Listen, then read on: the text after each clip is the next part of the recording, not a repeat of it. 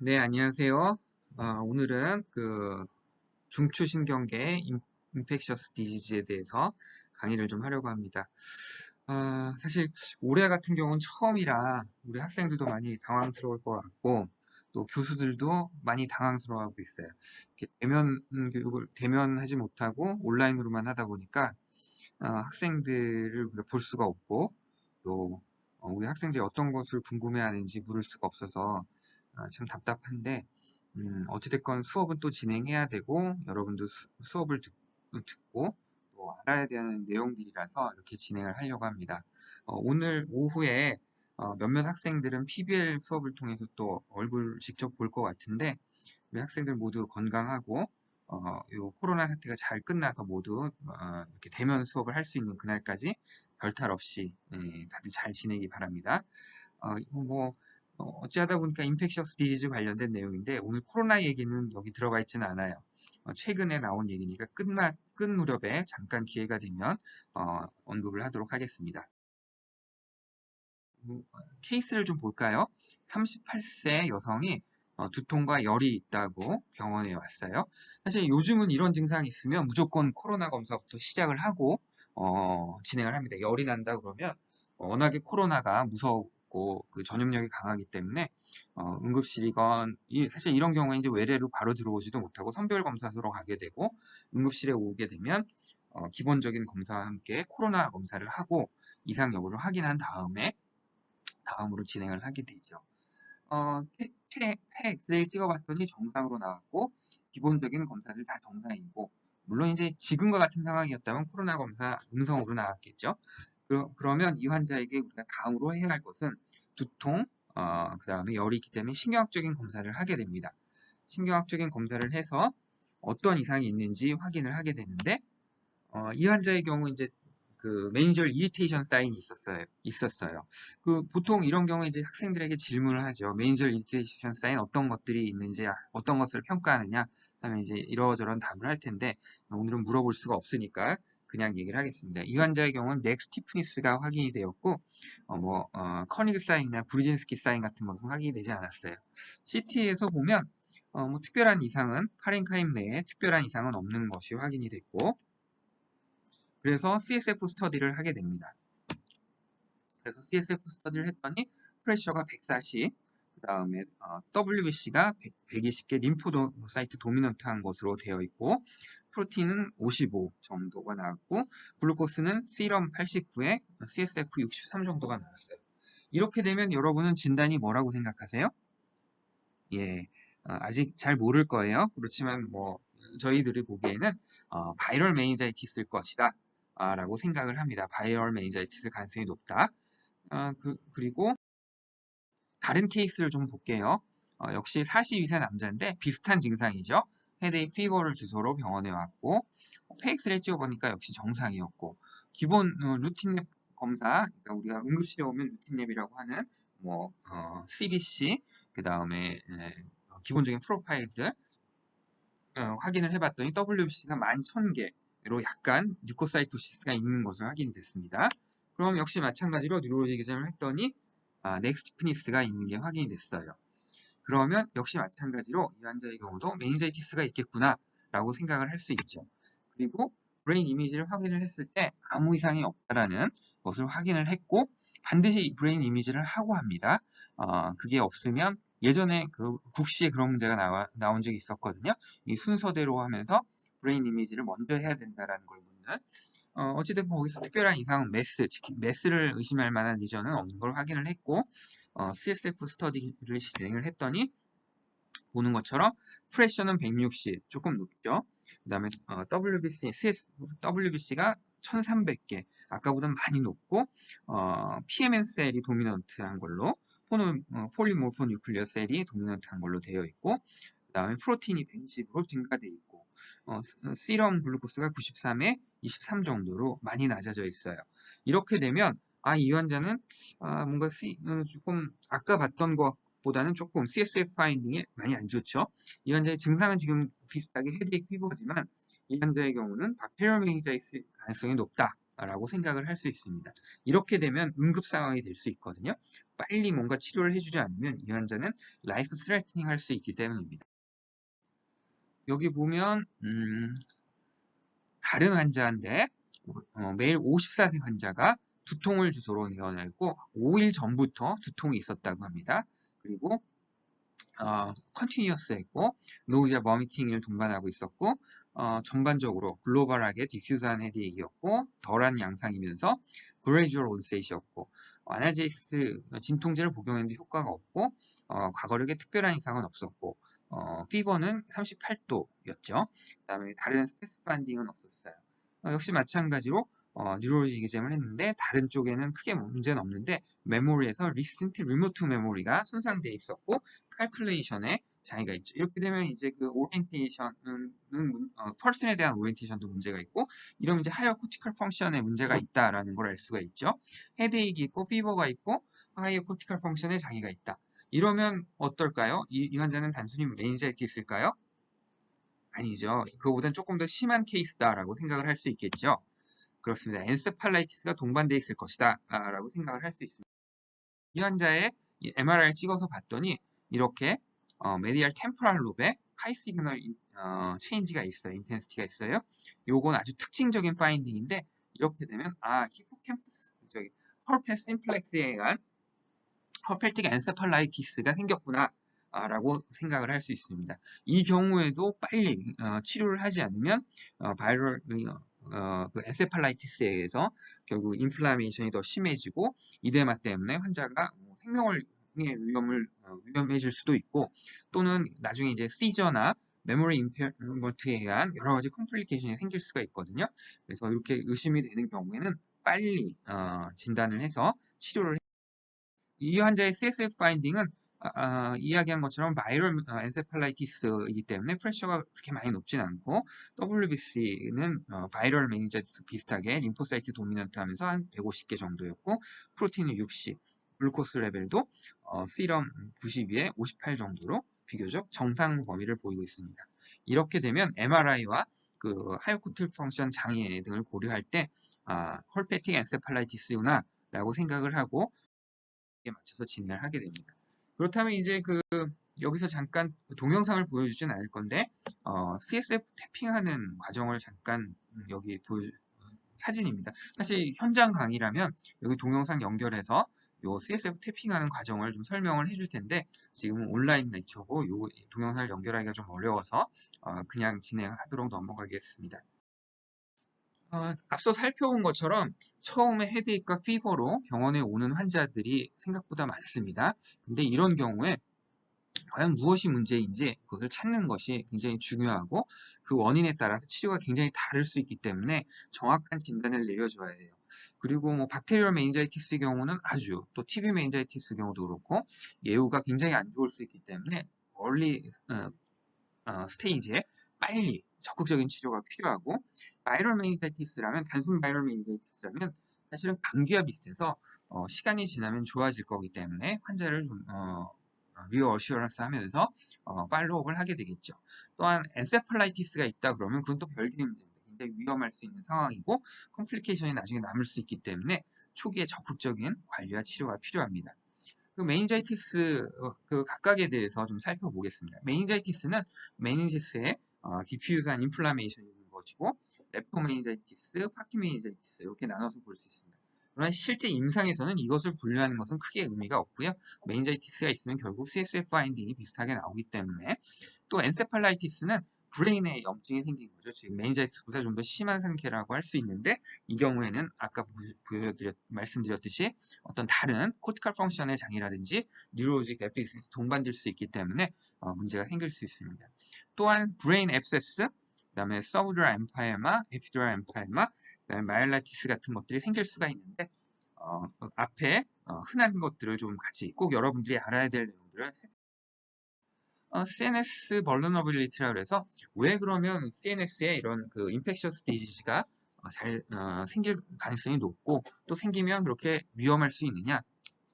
첫 번째로는 intrinsic 시스템, 그러니까 안티바디 프로덕션과 관련된 intrinsic 시스템이 없어요. 그리고 well defined lymphatic 시스템이 없다. 그러니까 림파틱 시스템이 잘 발달되어 있지 않기 때문이고, 그 다음에 few phagocytic 셀이라고 되어 있는데, 요즘에는 이게 약간 개념이 달라져서 뭐 마이크로글라이아나 이런 그 파고틱 셀이 있다고는 하는데, 어찌됐건 페리페럴 시스템보다는 훨씬 적은 것으로 되어 있고, 또 블러드 브레인 베리어가 있어서 인펙셔스 에이전트가 들어가기도 힘들지만, 일단 들어가면 치료제가 또 들어가기 어렵게 되는 그런 어려움이 있습니다. 그리고 메이저 히스토 컴패티빌리티 컴플렉스 안티젠이 없기 때문에 어떤 셀 이뮨 리스판스를 효과적으로 발휘할 수가 없고, 그 다음에 셀로 턴오브가 제한되어 있어서 이런 CNS 벌러너빌리티가 있다고 하고, 일단 인펙셔스 에이전트가 어떻게 들어가느냐, 그냥 이런 BBB나 이런 애너토미 베리어를 통과해서 직접 인베이전 할 수도 있고요. 또는 UR 어퍼 레스토레이 트랙에서부터 이제 어떤 바이러스나 이런 것들이 들어와서 이 올팩토리 에피셀리움을 통해서 들어갈 수도 있고, 이런 게 이제 최근에 코로나 같은 경우가 그렇죠. 코로나 바이러스 같은 경우에 올팩토리 벌브를 통해서 브레인 내로 인볼브해서 뭐 메니자이티스라든지 컴플리케이션을 뉴로지 컴플리케이션을 일으킬 수 있다라고 많이 알려져 있습니다. 그 다음에 또 다른 거는 블러드를 통해서 서큘레이션을 돌다가 이렇게 이제 브레인 내로 캐필러리 엔도셀륨을 통해서 또는 코로이드 플렉스 에피셀륨을 통해서 들어가는 경우가 있고, 또는 엑소널 트랜스포테이션을 통해서 즉 페리페럴 인젝션 인펙션이 됐다가 그것이 타고 센트럴 러버스로 들어갈 수 있겠죠. 이런 다양한 루트에 생길 수. 그렇다면 가장 흔하고 많이 볼 수 있는 메닌자이티스를 좀 보면, 가장 중요하게 우리가 먼저 감별해야 될 건 박테리얼 메닌자이티스일 거예요. 예후가 굉장히 안 좋을 수 있고 빨리 치료하면 좋아질 수 있기 때문에. 또 두 번째로 사실은 실제 임상 현장에서 제일 많은 건 에이셉틱 메닌자이티스, 이 중에 속하는 바이럴 메닌자이티스가 있겠고요. 또 우리나라는 비교적 TB가 굉장히 흔한 엔데믹 에어리어이기 때문에 튜버클로시스 메닌자이티스도 생각보다 많고, 뉴로시필리스. 예전에는 뉴로시필리스가 많았는데 요즘은 뭐 보건소나 이런 데서 1차 검사 치료가 잘 되기 때문에 매우 적어졌고, 그 이뮨 시스템에 문제가 있는 경우 펑갈 메닌자이티스나 파라사이트 인펙션, 이것은 최근에는 거의 보기 힘듭니다. 박테리얼 메닌자이티스. 박테리얼 메닌자이티스는 일단은 라이프 스트레이팅한 뉴로로지컬 에머전스예요. 빨리 진단해서 치료하지 않으면 환자가 죽을 확률도 굉장히 높기 때문입니다. 인시던스로 보면 10만 명당 2에서 5명, 서양 기준이긴 하지만 이렇게 돼 있고, 한 30 내지 50% 서바이버가 퍼머넌트한 뉴로로직 시퀄레를 갖게 되죠. 브레인 인저리가 생겨서. 그렇기 때문에 빨리 초기에 진단해서 적극적으로 치료를. 원인 균으로는 스트랩토코커스 뉴모니아가 가장 많은 것으로 알려져 있고, 그래서 사실 이런 그 박테리얼 메닌자이티스 케이스를 주고 원인 균주가 뭐냐, 컬처 사진을 보여주면서 원인 균주가 뭐냐 묻는 경우가 종종 시험에서 나왔었고, 이제 스트랩토코커스 뉴모니아가 원인 균 경우가 많았습니다. 두 번째로는 나이세리아 메닌자이티스로 알려져 있고, 약 80% 이상에서 이렇게 나온다고 해요. 그래서 사실은 우리가 이제 환자를 진단하고 치료할 때 컬처 결과가 나오려면 뭐 2주 이상 걸리거든요. 그렇기 때문에 이런 경우에는 먼저 경험적 항생제를 사용을 하게 됩니다. 그리고 뭐 페니실린, 세파리선스, 스트랩 뉴모니아가 정말 최근에 많이 증가하고 있기 때문에 여기 주의할 점이고, 헤모필루스 인플루엔자나 뭐 그런 다양한 균주에 의해서 메닌자이티스가 생길 수가 있습니다. 그렇다면은 박테리얼 메닌자이티스의 경우에 어떤 것들을 봐야 되느냐? 먼저는 이제 블러드에서 컬처, 셀 카운트, C 리액티브 프로테인 등을 확인하게 됩니다. 그래서 인펙션이나 이로 인한 인플라메이션이 있는지 확인하게 되고, CSF 스터디에서는 오프닝 프레셔, 앞서 케이스에서 살펴봤던 것처럼 프레셔가 많이 올라가게 되고, 그 다음에 그 CSF가 어떤 형태이 끈적끈적하고 텁이 가고 이러면 사실은 색깔도 안 좋고 그러면 박테리얼 메닌자이티스, 그것도 좀 심한 상태일 가능성이 높기 때문에 색깔을 보게 되고, 그 다음에 셀 카운트, 보통 박테리얼 메닌자이티스 경우에는 뭐 1000단위 이상 올라가거든요. 이런 셀 카운트로 확인하게 되고, 그 다음에 글루코스 레벨, 그 다음에 블러드 글루코스 레이시오를 꼭 보게 됩니다. 그 밖에는 이제 여러 가지 다양한 포커스들을 볼 수 있고요. 그래서 여러분 학생 수준에서 꼭 알아야 될 것은 요 지금 얘기하는 게 굉장히 중요한 포인트인데, 블러드 글루코스 레벨 대비 글루코스 요 레이시오가 굉장히 중요하고, 셀 카운트, 그 중에서도 디프 카운트, 모노사이트가 많은지 폴리모노뉴클레어 셀이 많은지를 꼭 확인을 해야 합니다. 그래서 박테리얼 메니자이티스의 경우에는 시럼 대비 CSF 글루코스 레벨이 50% 미만으로 떨어지고 또 폴리모노뉴클레어 셀이 많기 때문에 이 두 가지만 CSF 파인딩에서 확인하면 이 사람은 박테리얼 메니자이티스구나 라고 진단하고 약을 쓰면 됩니다. 바로 약을 쓰면 됩니다. 그 다음에는 뭐 이것의 균주를 정확히 판정하기 위해서는 컬처를 통해서 어떤 균주인지 정확히 알 수. 클리니컬 피처와 관련해서는 헤드에이크, 피버, 그 다음에 넥 스티프니스, 그리고 심한 경우에 멘탈 스테이터스가 변하게 되기도 하고, 어린이들의 경우는 이런 컴플레인 하지 못하기 때문에 이리터블하고 잘 안 먹으려고 버미팅, 시저 등을 해서 병원에 오기도 합니다. 치료는 뭐 워낙에 응급 상황이고 뭐 랜더마이즈 컨트롤 트라이얼을 할 수 있는 그런 상황이 아니기 때문에 일단 박테리얼 메니자이티스가 확인이 되면 엔타이바이오틱스를 경험적으로 좀 매시브하게 사용을 하죠. 그래서 3세대 세팔로스포린 계통의 약을 CNS 도수로 풀도수로 사용을 하고 그리고 나서 환자의 리스판스를 봐가면서 방코마이신이나 스테로이드 세라피를 같이 하기도 합니다. 근데 최근에는 앞서 얘기한 것처럼 세파 리지스턴스 균주가 많아지기 때문에 박테리얼 메니자이티스가 의심이 되면 사실 여러분은 3세대 세파를 쓰고 그 다음에 방코마이신으로 간다라고 알고 있어야지만 실제 필드에서는 두 개를 같이 동시에 쓰기도 합니다. 어찌됐건 초기에 진단하고 6시간, 늦어도 6시간 내에 이런 항생제 투여가 시작이 돼야 모텔리티를 낮춰줄 수 있다고 그래요. 이거보다 늦어지게 되면 환자가 사망할 확률이 그만큼 높아진다는 뜻이기 때문에 빨리 적극적인 치료가 필요하다는 얘기고요. 병원에 와서 의심이 되면 빨리 병원에 입원을 하고 그 다음에 가능한 빨리 치료가 시작이 되어야 합니다. 그리고 만약에 메닝고코칼 인펙션이 의심된다라고 하면은 환자가 병원에 오기 전부터 약제를 좀 쓰는 것도 필요하고 그다음에 스킨래시 또는 서큘레이션 샥 같은 것들이 동반돼 있다고 그러면은 이런 메닝고코칼 인펙션에 의한 메닌자이티스 가능성이 좀 더 높아지기 때문에 굉장히 어큐트하게 어그레시브하게 치료를 해야 됩니다. 요게 이제 우리가 CNS 박테리얼 메니자이티스가 의심될 때 어떻게 플로우 차트를 따라가서 진단을 하고 치료를 할 것이냐 라는 내용인데 조금 작기는 한데 나중에 요 내용을 좀 확대해서 확인하실 수 있으면 보시고 내용을 보면 결국은 빨리 진단해서 박테리얼 메니자이티스 빨리 엔타이바이오틱스 빨리 쓰고 3세대 세파 쓰고 그 다음에 리스판스 가서 스테로이드나 또는 방코마이신 같은 것을 같이 써라라는 거죠. 스테로이드 근데 이제 순서와 관련해서는 스테로이드를 먼저 만약에 박테리얼 메니자이티스가 있고 환자가 그레이브야 증상이 좀 시비어해 보인다 하면은 스테로이드를 먼저 쓰고 바로 항생제를 같이 시작을 합니다.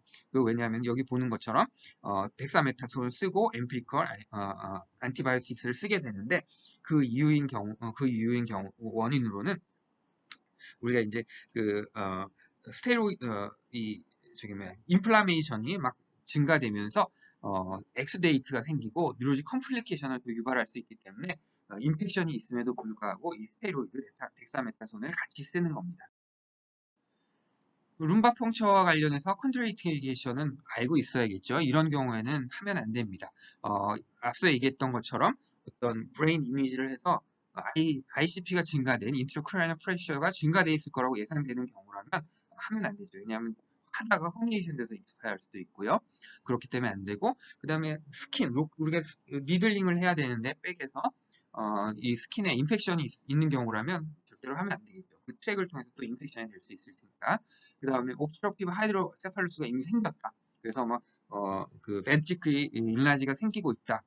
또는 세레브럴 이데마나 허니에이션 사인이 있다. 그래서 반드시 우리가 해핑을 하기 전에는 CT나 MRI를 찍고 브레인 리전이 있는지 없는지 확인한 다음에 진행을 하게 됩니다. 이런 경우에는 절대로 하면 안 되고 상대적인 경우에는 히포텐션이 있어서 블러드 프레셔가 너무 낮아서 환자가 좀 스테이블하기 힘들다, 포지션 취하기도 힘들다 그러면은 일단 먼저 블러드 프레셔를 올려주는 게 좋고 코아굴레이션 디스오더, 디세미네이트 인트로바스큘러 코아굴 패스가 있거나 플랫리 카운트가 너무 낮거나 하면 이런 경우에는 먼저 상황을 고려해서 환자의 상태를 먼저 안정시키고 나서 해야 될 거고, 포칼 뉴로질 데피시시 있거나 특히 포스탈 리전이 의심되는 경우, 이런 경우에 이제 뭐 하이퍼텐션, 인트라크라니얼 하이퍼텐션이 있거나 하이드로세팔루스 등에 의해서 눌리는 병변이 있을 거로 예상이 되기 때문에 반드시 이미지를 하고 확인한 다음에 해야 되고, 글라우코마 스코어가 8점 나 그 이하인 경우는 그렇고, 에필lep틱 시저가 있는 경우에도 조심을 해야 됩니다. 그렇다면 이제 항생제 치료는 어떻게 할 것이냐? 앞서 얘기한 것처럼 3세대 세파를 CNS 도수로 좀 어큐트하게, 어그레시브하게 사용을 해야 됩니다. 그러나 이런 것들이 좀 원활하지 않고 환자들에게 리지스턴스가 있다고 판단이 되면 메로페남이나 클로람페니콜 같은 것들을 사용할 수가 있고, 앞서 얘기한 것처럼 페니실린이나 세팔로스포린 리지스턴트 뉴모코커스가 의심된다면은 방코마이신을 추가해서 같이 사용을 하기도 합니다. 근데 이거를 우리가 기다리고 환자가 이럴지 안 이럴지 알 수가 없기 때문에 우리가 이제 환자의 상태에 따라 환자가 좀 더 그레이브해 보인다 그러면 이런 3세대 세파와 동시에 방코마이신을 처음부터 같이 쓰기도 하죠. 그 다음에는 엠피실린이나 아목실라실린 같은 것들을 쓸 수도 있는데, 최근에 이런 경우는 좀, 왜냐면 리지스턴스 계도도 많고 잘 사용을 이 테이블에 보는 것처럼 이제 우리가 경험적으로 커먼 박테리얼 패소젠에 따라서 치료하는 약제가 좀 다른데, 여기도 나와 있는 것처럼 이런 우리가 앞서 얘기했던 스트랩토코커스 뉴모니아나 나르스 메니자이티스가 가장 많다고 돼 있는데, 이런 경우에 방코마이신과 서드 3세대 세파를 같이 쓰는 것을 최근에 권하고 있고, 그 다음에 다른 균주들에 있어서도 방코마이신을 좀 먼저, 왜냐하면 치료 시기가 늦으면 우리가 어떻게 돌릴 수 없기 때문에 이렇게 하고 있습니다. 그러나 여러분은 시험 문제에 나오면 3세대 세파를 먼저 선택하는 게 답입니다.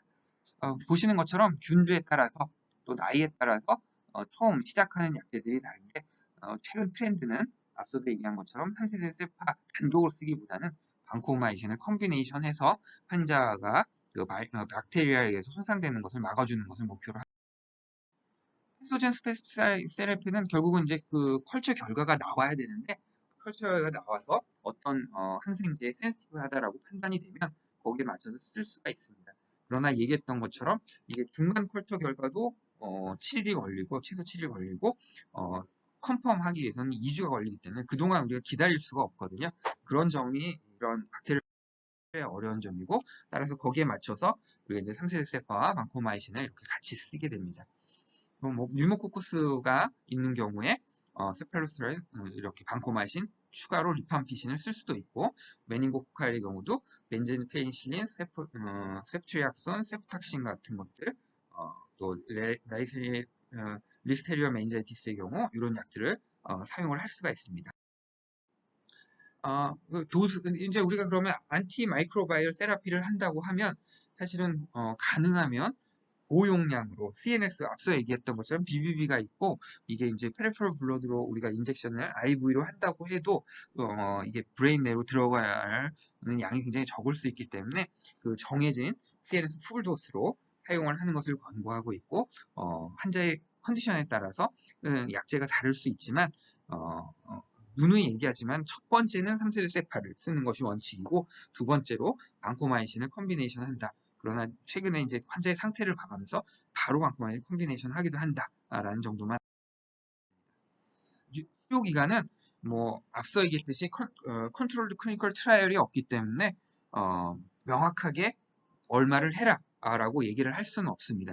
그러나 이제 경험적으로 박테리얼 메닌자이티스 경우는 우리가 한 2주 정도 사용하고, 그 다음에 뉴모코칼 메닌자이티스도 한 2주까지, 그 다음에 메닌고코칼 메닌자이티스는 1주 정도, HIV 뭐죠? 헤모필스 인플루엔자 B 바이러스 관련해서는 메닌자이티스의 경우 14일, 리스테리얼 메닌자이티스 21일, 이렇게 결과에 따라서 다른데, 대개는 이제 환자의 증상이 제일 중요해요. 그래서 굉장히 잘 항생제의 반응을 잘 하고 이 상태가 빠르게 호전이 되고 열도 떨어지고 이런다면은 뭐 일주일을 쓸 수도 있고, 길게 가서는 보통 한 2주 정도, 박테리얼 메닌자이티스는 좀 위험할 수 있기 때문에 한 2주 정도 쓰고 컬처 결과를 보고 최종 결정을. 모니터링은 역시 마찬가지로 환자가 빨리 좋아지지 않으면 이게 굉장히 그 예후가 나쁠 수 있기 때문에 어, 이렇게 항생제를 쓰고 초기 반응이 좋지 않다라고 판단이 되면 더 적극적인 치료를 하게 되죠. 인트라크라니얼 프레셔가 올라가 있고 이데마가 있다라고 판단이 되는 경우라든지 바스큘러 컴플리케이션, 즉 뭐 엑스데이트에서 아테리나 베너스 사이너스 쪽에 스럼보시스가 생겨서 이게 프레셔가 높아지면서 허니에이션 될 가능성이 있다든지 이런 경우도 엔티바이오틱스를 잘 맞지 않는 경우, 또 엔티바이오틱스가 잘 BBB 통과 못하고 이런 경우들은 환자들이 굉장히 예후가 나빠질 수 있기 때문에 초기에 적극적으로, 사실 이런 경우에는 우리가 이제 중환자실이나 처치실 같이 아주 집중적인 관찰이 가능한 곳에서 환자의 상태를 아주 적극적으로 보면서 약을 쓰게 됩니다. 그래서 반응이 좋은 사람들은 뭐 48시간 내에 열도 떨어지기도 하고 이제 의식이 돌아오기도 하고 굉장히 빨리 좋아지기도 하거든요.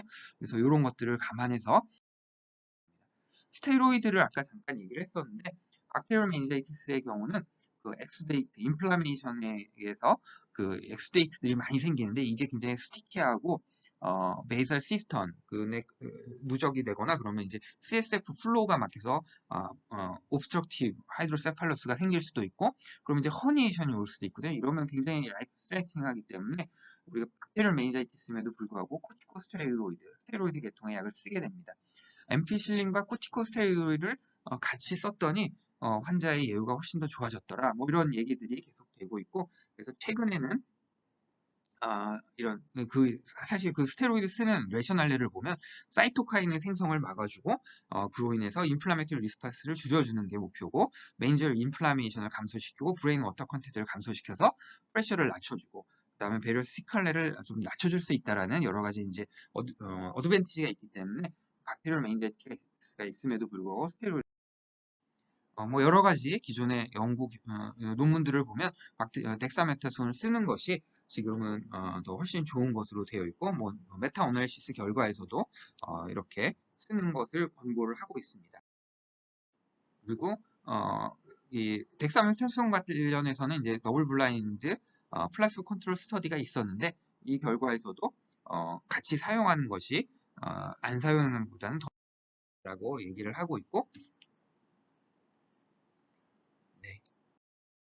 그래서 레커멘데이션 보면 어전티브 덱사메타손, 그래서 논 이뮤노 서프레스 어덜트, 그리고 뉴모코칼 메닌자이티스가 있는 경우에 가능하면 빠르게 사용을 하고, 그 다음에 도수는 6시간 간격으로 10mg 4일을 사용을 해라 라고 하고 있고, 어린이의 경우는 0.16mg kg로 6시간 간격으로 사용을 하고, 그 다음 스테로이드를 쓰게 되면 이제 그 스페이스 인플라메이션이나 비비 퍼메빌리티를 감소할 수 있기 때문에 요런 그 어떤 엔티바이오틱스의 페네트레이션을 낮출 수가 있기 때문에 벤코마이신이나 항생제 같은 것을 쓰는 경우에는 뭐 항생제 쓰고 그 다음에 스테로이드 바로 따라서 쓰는 것을 권고를 하고 있습니다.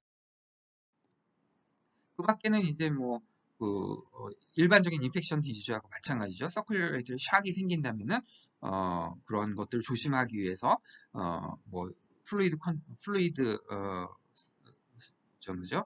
플루이드 서플리멘테이션, 플루이드를 충분히 공급해주고, 그 다음에 이제 세데이션 시켜서 좀 안정시켜주고, 그 다음에 다른 문제들 보정해줘야 되고, 이데마가 있다 그러면은 마니토를 써서 이데마 컨트롤하면서 다른 문제가 생기지 않도록 해주고, 시저가 있다 하면 시저 컨트롤 하기 위해서 시저 메디케이션을 시작하고 안티컴플레선트 시작해서 시저를 컨트롤 해줘야.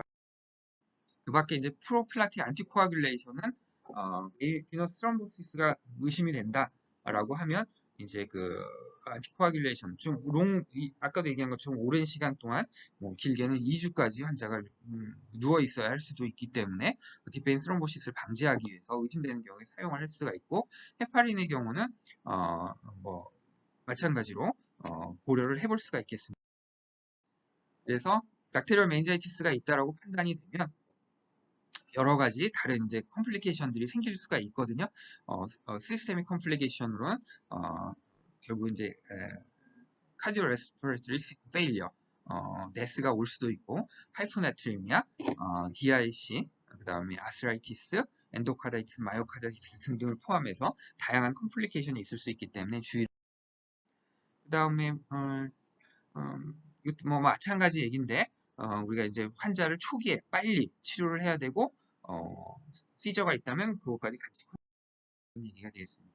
그리고 이제 세컨더리 프리벤션을 위해서 의심되는 경우 그러니까 메닌고코칼 인펙션이나 HIV 메닌자이티스가 의심되는 경우 환자는 퍼블릭 헬스 오소리티 보고를 해야 되고, 그리고 이제 그 환자뿐만 아니라 그 주변에 접촉했던 사람도 그 주의를 해야 되거든요. 실제로 이와 관련해서 몇 년 전에 거의 한 7, 8년, 10년 가까이 되는 것 같은데, 그때 이제 메닌고코칼 베슬리아 메닌자이티스가 훈련소, 육군 훈련소에서, 논산 훈련소에서 확진이 됐어요. 그러면 이제 요게 보건 당국에 보고가 되고, 그 접하, 요즘 말로 치면 뭐죠? 하여튼, 밀집 접촉자? 하여튼, 이게 환자에게 노출됐던 사람들에게, 리팜피신이라는, 케모프라필락시스를 해야 되는데, 이게 이제 진단이 되고 병원에서는 군대에 이 환자가 나이트리얼 메닌자이티스가 진단이 되었으니까 그 같은 내무반에 있었던 사람들 리팜피신을 좀 줘라 하고 권고를 했는데 군대에서 그걸 안 한 거예요. 근데 나중에 이제 그 3명인가가 결국 나이트리얼 메닌자이티스가 또 다시 생겼고 그중에 2명이 사망해서 굉장히 큰 사회적 이슈가 된 적이 있었죠. 어찌됐건 간에 이런 경우에는 우리가 이제 접촉자들도 감염이 될 수 있기 때문에 진단이 된다면 반드시 보건당국에 보고를 해야 되고 그 접촉자들도 보고를 받아야 됩니다. 다음으로는 에이셉틱 메닌자이티스, 바이럴 메닌자이티스라고 하는데 이 경우에는 뭐 이제 그 워낙 케이스는 많지만 임상적인 중요도는 그렇게 높진 않아요. 감기 지나가듯이 시간이 지나면 지나가는 병이기 때문에 뭐 대개는 레스퍼레이터리는 멈스, 미즐, 바리셀라 같은 것들 또는 다양한 패소젠에 의해서 인펙션이 될 수 있고, 그다음에 엔토바이러스가 가장 흔한 것으로 돼 있어서 에코바이러스, 콕사키 그런 바이러스에 의해서 생길 수가 있고, 그 다음에 멈스, 흑백 심플렉스 아데노바이러스 이런 것들에 의해서 이제 메닌자이티스가 얘기했듯이 뭐 헤드의 피버가 가장 흔한 증상이고 메니저럴 이리테이션 사인이 넥스트 프니스 정도는 성인에서도 생길 수가 있고요. CSF 스터디를 했을 때 이게 가장 중요하겠죠. 여러분이 이제 알아야 될 것은 이 환자가 림포사이트 도미넌트하고, 그러니까 예를 들면 모노사이트가 뭐 90%다. 첫 번째 케이스에서 봤던 것처럼 또 글루코스 레벨이 정상 레벨이다. 프로틴은 뭐 올라갈 수도 있고 정상일 수도 있는데 하여튼 이 두 가지가 확인이 되면 이 사람은 바이럴 메닌자이티스구나 라고 생각을 할 수 있습니다. 그러면 이제 이 경우에는 셀프 리미티드 디지이기 때문에 시간이 지나면 저절로 좋아지는데 그 기간 동안 이제 환자가 열나고 두통이 있을 수 있기 때문에 컨서버티브 케어를 하는 거고요. 근데 이 경우도 조심을 해야 되는 것은 초기에 바이럴 메닌자이티스와 비슷한 CSF 프로파일을 보이다가 TB의 경우는 좋아지지 않고 점점 더 나빠질 수가 있거든요. 그래서 반드시 입원해서 우리는 보통 일주일 얘기를 하는데 한 3, 4일 정도를 꼭 잘 지켜보고 이 환자가 좋아지는지, 만약 바이러스라면 3, 4일 정도 지나면 좋아지거든요. 근데 TB라면 그렇지 않고 계속 더 열나면서 증상이 나빠질 수 있기 때문에 이런 경우에 팔로우업 스터디를 다시 빨리 하거나 아니면 강력하게 의심이 된다 그러면 TB 메디케이션을, 엔타이 TB 메디케이션을 바로 시작하게 되죠. 그 밖에 다른 이제 바이럴 말고도 다른 약제들이나 여러 가지 원인들, 또 인플라메이터리 메닌자이티스, 뭐 예를 들면 고야나기 하라다 디지즈, 이건 자꾸 이제 리커런트 메닌자이티스가 있는 거, 몰랄렛 메닌자이티스나 뭐 여러 가지에 의해서 넌 바이럴 폼의 에이셉틱 메닌자이티스가 생길 수도 있습니다. 근데 이런 경우는 앞서 얘기한 것처럼 자꾸 이제 처음에는 바이럴 메닌자이티스로 진단이 될 수 있는데 CSF 파인딩이 비슷해서 근데 시간이 이런 사람은 자꾸 이제 재발을 하는 경우가 많거든요. 그러면 이제 다른 원인들을 좀 생각을 우리나라에서는 또 중요하게 봐야 될 게 튜버클러스 메닌자이티스입니다. 튜버클러스 메닌자이티스는 우리나라에 좀 흔한 편이고, 물론 박테리얼 메닌자이티스나 바이럴 메닌자이티스보다 많지는 않은데 주의를 해야 되고, 이 경우에는 오랫동안 치료를 해야 되기 때문에 더 주의를 해야 되죠. 원인은 뭐 마이크로박테리움 튜버클로시스나 드물게는 마이크로박테리움 보비스에 생길 수도 있고, 프라이머리 포커스가 넝인 경우가 가장 흔하지만 여기 포커스 없이도 메닌자이티스 올 수 있기 때문에 여기 넝이 괜찮다고 해서 반드시 아니다 이렇게 얘기할 수는 없습니다. 서브어큐트 크로닉으로 나눠서 말 수 있는데 넌스페이스 프로드말 심텀 약간 마이알지아가 있고 약간의 열감이 있는 그런 증상들이 있을 수 있고 이제 더 증상이 진행이 되면 헤드에이크, 피버가 심해지면서 멀티플 크라니얼러 리전이 생길 수가 있어요. 역시 마찬가지로 인플라메이션에 의한 엑스레이트가 원인이 되고요.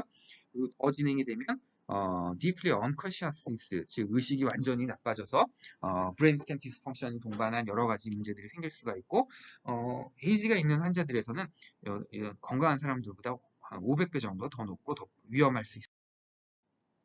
진단은 플레오사이토시스, 주로 림포사이트가 도미넌트하죠. 한 7, 80% 이상 나온다고 하고 프로틴이 굉장히 많이 증가하는 것으로 되어 있고 글루코스 레벨이 떨어집니다. 그래서 우리가 이제 나중에도 시험 문제 반드시 이런 건 나올 수밖에 없는데 중요한 것은 헤드에이크, 피버, 메닌자이티스가 의심되는 넥스티프니스 증상들이 있으면서 CSF 스터디를 했을 때 이 검사를 가지고 어떻게 진단하느냐 이거는 꼭 알아야 되거든요. 바이럴 메닌자이티스는 앞서도 얘기했듯이 림포사이트 도미넌트라고 했고 반면에 글루코스는 정상 레벨. 그래서 보통 CSF 대비 시럼이 50% 이상이면 정상이다 얘기를 하거든요. 그러니까 그 50% 이상인지 확인을 해볼 필요가 있고 박테리얼 메닌자이티스의 경우는 폴리, 모포 뉴클리어셀이 PMN 셀이 도미넌트한 그런 경우이고 글루코스 레벨이 50% 미만으로 떨어진다고 얘기를 했고 TB 메니자이티스는 여기서 보는 것처럼 림포사이트가 도미넌트하지만 글루코스 레벨이 반면에 50% 미만으로 떨어지게 됩니다. 그래서 이 두 가지를 보면 박테리얼 메니자이티스인지 TB 메니자이티스인지 바이럴 메니자이티스인지 감별하는데 초기에 굉장히 큰 도움이 되고 이것을 판단 근거로 삼아서 치료를 시작하게 되죠. 반면에 이제 AFB 스미어를 통해서 뭐 이렇게 컬처를 할 수도 있고 또 PCR 통해서 볼 수도 있는데 사실 이런 거에서 확진되는 경우는 굉장히 낮고 시간이 오래 걸리기 때문에 이걸 이용해서 진단해서 치료하겠다 이거는 안 되는 얘기고 앞서 얘기한 환자의 상태 그리고 CSF 파인딩 등을 고려해서 TB 메디케이션을 시작하게 됩니다. 치료는 아이나 리팜핀, 피라지나면 에산부톨 같은 약들을 초기에 멀티 드럭 세라피를 함께 하게 되고요. 왜냐면 초기에 적극적으로 치료하지 않으면 리선스 균주가 생길 수 있고 그러면 뭐 세컨 라인 약을 쓰기도 어렵고 환자의 예후가 굉장히 나빠질 수 있기 때문에 이렇게 네 가지 약제를 초기에 빨리 사용해서 뭐 18개월까지 쓰라고 돼 있는데 최근에 약제들이 굉장히 그 효율이 좋아지면서 이렇게까지 쓰지는 않고요.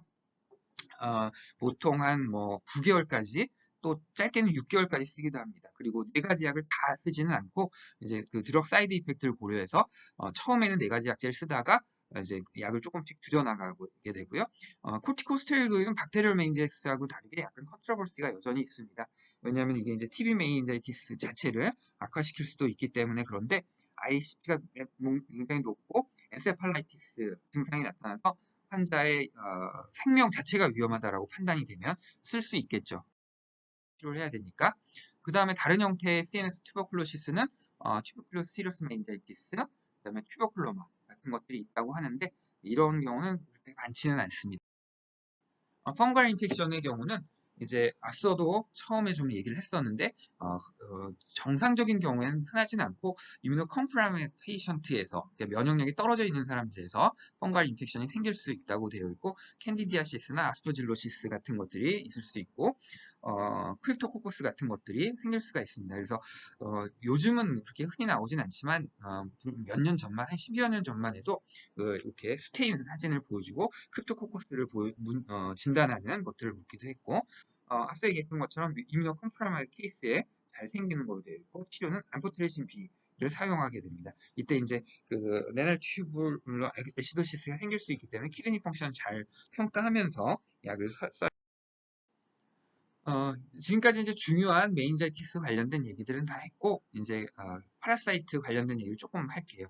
시스토코시스, 내가 레지던트 할 때, 즉, 한 24, 5년 전만 해도, 이런 환자들이 제법 있었습니다. 1년에 한두 케이스, 그전엔 더 많았는데, 요즘 뭐 전혀 없고요. 있다 하면 뭐 케이스 리포트 할 정도로 이제 드문데, 예전에는 이제 돼지고기를 생식하는 그런 문화가 있어가지고, 정말 그런 것 때문에 이제 이런 시스토스코시스가 많이 생겼었고, 요 경우에는 뭐 하이드로세팔루스나 세레브럴 이데마, 굉장히 그 CT나 MRI를 보면 굉장히 징그럽거든요.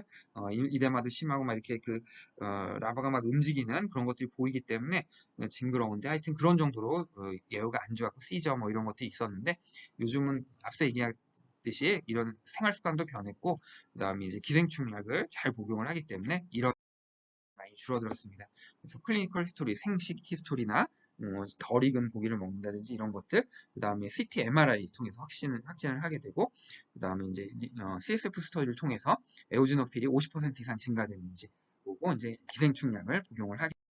이제 한 가지 뭐 이렇게 오르타티스 메디아나 이비인후과적인 문제가 있고 난 다음에 이런 다이렉트 인베이전에 의해서 브레인 액세스가 생길 수 있다라는 거는 이전에 이제 국시에 나온 적이 있긴 하거든요. 그래서 참고로 알고 인다이렉트 인베이전은 럼을 통해서 온다든지 그다음에 뭐 다른 부위를 통해서 올 수도 있고 스트랩토코커스가 가장 흔합니다. 이제 렁이나 PNS 로부터 들어오는 경우가 많고 앞서 얘기했듯이 귀에 중이염이 있고 나서 브레인 박테리얼 메닌자이티스가 생겼다 또는 뭐 이렇게 앱세스가 생겼다 그러면 스트랩토코커스 뉴모니아가 원인인 경우가 굉장히 많기 때문에 그런 문제를 예전에는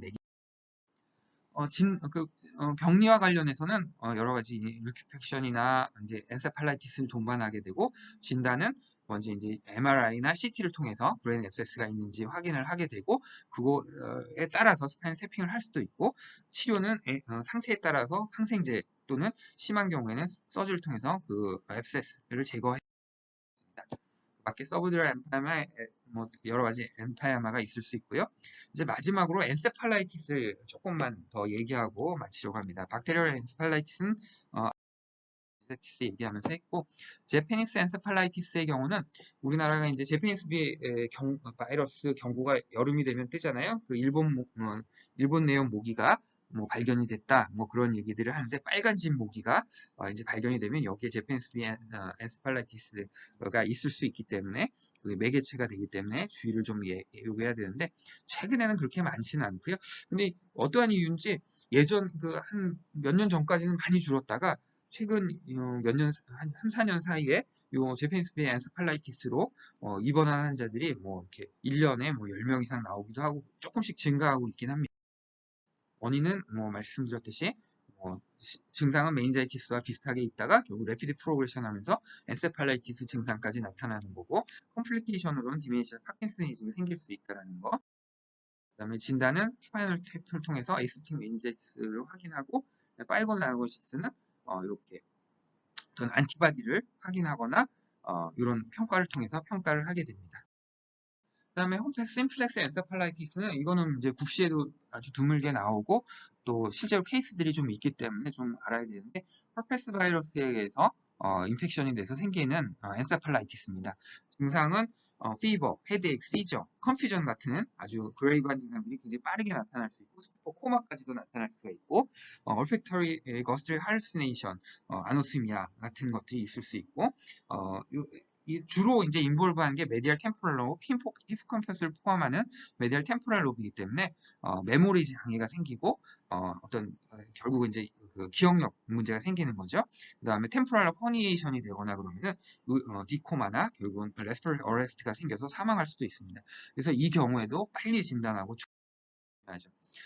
진단은 역시 마찬가지로 CSF 스터디를 할 수도 있고 이건 물론 이미지를 통해서 허니에이션 가능성이 없다는 거 확인한 다음에 확인하게 되고 CSF 프로파일은 바이럴 메닌자이티스하고 비슷합니다. 림포사이트 도미넌트하고 그 다음에 뭐 글루코스 레벨은 아주 드물게 이제 떨어질 수도 있다고 하는데 대부분은 뭐 정상이거나 떨어져도 박테리아나 튜비 메닌자이티스보다 훨씬 덜 떨어지는 것으로 되어 있고 CT나 MRI를 통해서 이 메디얼 템포럴 로브에 이런 헤모직 네크로시스가 있는지 꼭 확인을 하게 되고 그거에 있다 그러면 이 경우에는 herpes 심플렉스 바이러스에 의한 그런 엔세팔라이티스다라고 생각을 할 수 있고 그 밖에 EEG나 PCR 등을 보고 잠깐 좀 얘기를 해보면 제 환자였는데 지금 한 12년, 그렇죠. 12년, 13년째 다니고 있는 분인데, 처음에 이제 3, 4일 전부터 헤드에이크 있고 약간 감기 증상이 있어서, 약국에서 약을 좀 사서 복용을 했다고 해요. 근데 이제 잘 좋아지지 않고, 병원에 실려간 날은 이제 시저 하면서, 뭐 이렇게 굉장히 증상이 나빠져서 응급실로 실려가게 됐고 이제 그 당시에 우리 병원이 아니라 한림대 평촌병원으로 갔는데 거기 응급실에서 환자를 정확히 진단을 했고 중환자실에서 이제 치료를 잘 했습니다. 근데 문제는 이 환자는 굉장히 컴플리케이션이 심하게 남아서 히포캠퍼스가 많이 손상돼 가지고 히포캠퍼스 인저리에 의한 시저가 지금까지도 지속되고 있고 13년째 하고 있고 메모리가 많이 손상이 돼서 자기가 일상생활을 할 수가 없게 돼버린 거죠. 처음에 병원에 왔을 때는 40대 후반, 50대 초반이었는데 지금은 이제 60대가 됐거든요. 그럼에도 불구하고 이제 일을 할 수 없고 한참 경제적으로 액티브한 나이에 그렇게 손상이 됐기 때문에 경제적으로도 어려움이 있고 어려움을 당하고 있죠. 근데 이 환자의 경우는 초기에 진단이 정확히 됐고 정확한 치료가 됐기 때문에 다른 누구를 원망할 수는 없지만 이게 만약에 잘 안 되고 초기 치료가 늦어서 치료 약제가 늦게 시작됐다 그러면 사실 이 경우에는 의사가 책임을 져야 할 수도 있고 지금 뭐 오랜 생활 라이프롱하게 컴플리케이션이 났기 때문에 그 손해배상이 굉장히 커질 수 있거든요. 그래서 초기에 적극적으로 진단하고 적극적인 치료를 해주는 게 필요합니다. 그 밖에는 이제 굉장히 드물어서 여러분이 그냥 이런 제목들만 나중에 좀 보면 될 것 같고 CJD 같은 경우는 몇 년 전에 굉장히 이슈가 됐었죠. 광우병 사태. 근데 뭐 실제로 그게 이제 그렇게 크게 이슈가 되지는 않았고 이런 케이스들은 굉장히 적습니다. 어, 그냥 있다 이런 병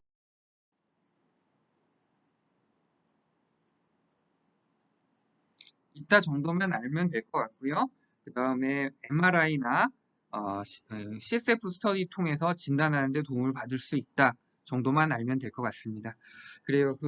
강의를 쭉 하면서 사실은 얼굴을 보고 질문도 받고 궁금한 점도 해결해주고 해야 되는데 이렇게 이제 강의가 온라인으로 할 수밖에 없는 상황이 좀 안타깝고 모두 건강하고 또 다음에 또 이제 개인적으로 볼 때 혹시나 궁금한 점이 있거나 그러면 이메일 통해서 질문하셔도 되고 또 병원에서 보게 되면 뭐 물어봐도 됩니다. 그래 모두 건강하시고 다음에 보도록 하겠습니다.